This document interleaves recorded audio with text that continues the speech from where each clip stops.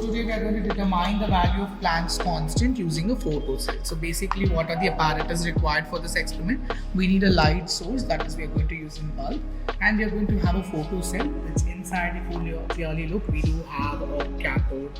There's a tungsten filament which will act as a cathode over here, and we need a voltage, we need a voltmeter and a micrometer which is going to read the voltage and the corresponding current.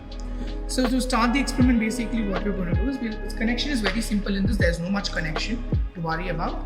You just connect the positive of the photocell, that is this one, to the negative of the voltmeter, that is the here. Okay, and then the negative of the cathode, that is the negative of this photocell, will go to the negative of the current.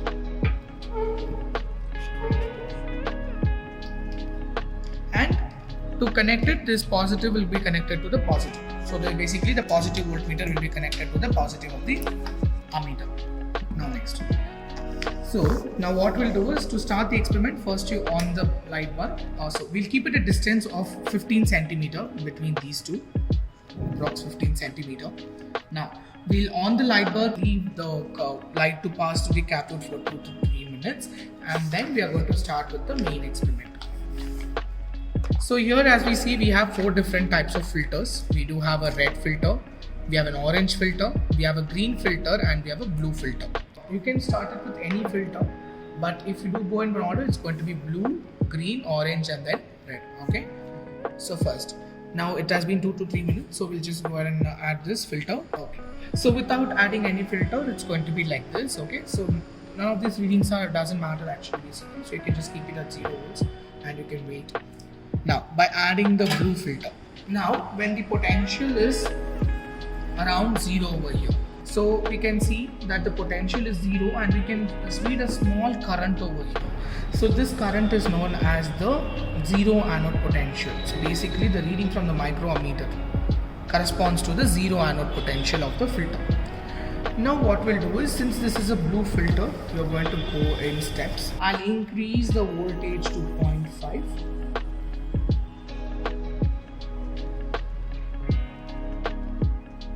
So 0.05 volts.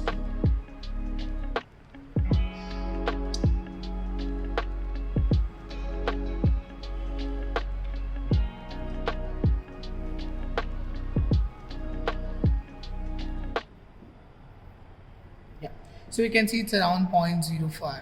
It's around 0.05 volts. The corresponding micrometer reading is noted. So as we can see this table, for blue light, we have the voltmeter reading here and the ammeter reading here, that is in microamperes. Please note this down, it's a micrometer, so we note the values in microamperes.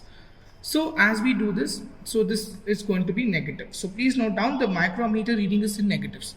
Now this is in 0.05. Now given this in steps of 0.05, you're going to increase. That is, you're going to keep the next potential to be around 1. So if I keep this, I'm going to get another reading, corresponding reading for the micrometer. So basically, as we can see, when I keep it over here, this micrometer reading will keep on decreasing. It will keep on decreasing in negative values. So as we see that now, when it is in 0.1 volts, it is decreasing in negative values. So basically now, if I increase the voltage to be 2 or 3 or something like that, it's going to keep on decreasing. We are going to stop at such a point that where the current becomes minus 0.0. It might be funny, but that is the actual case.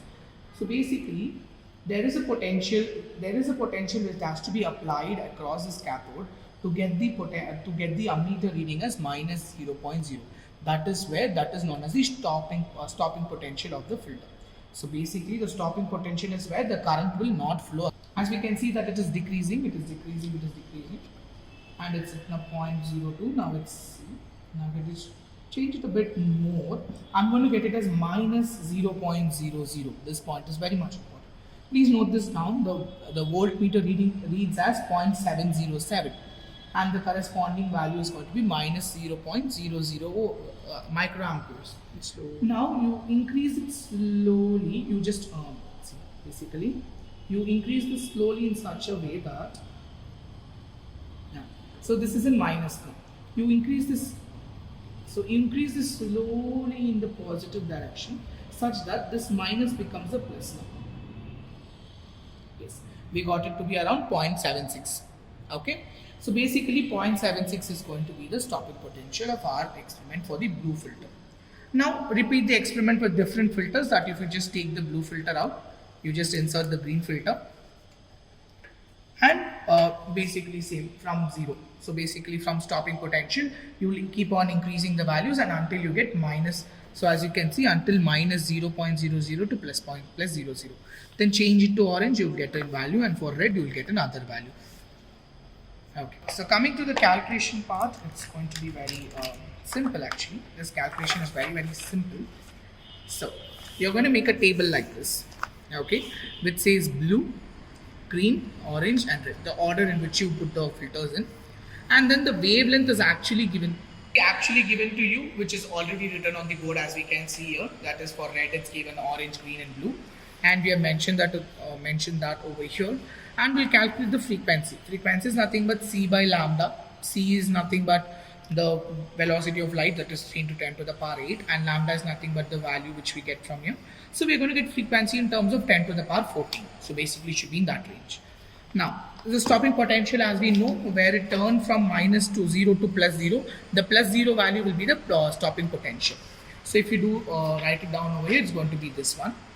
And then after doing this, we are going to plot a graph. We are going to plot a graph of frequency into 10 to the power 14 hertz in x-axis and stopping potential across y-axis. So basically we'll get a straight line graph, a beautiful straight line graph like this. Okay, a straight line graph like this. And if you do find the slope of it, it's going to give you a slope like this.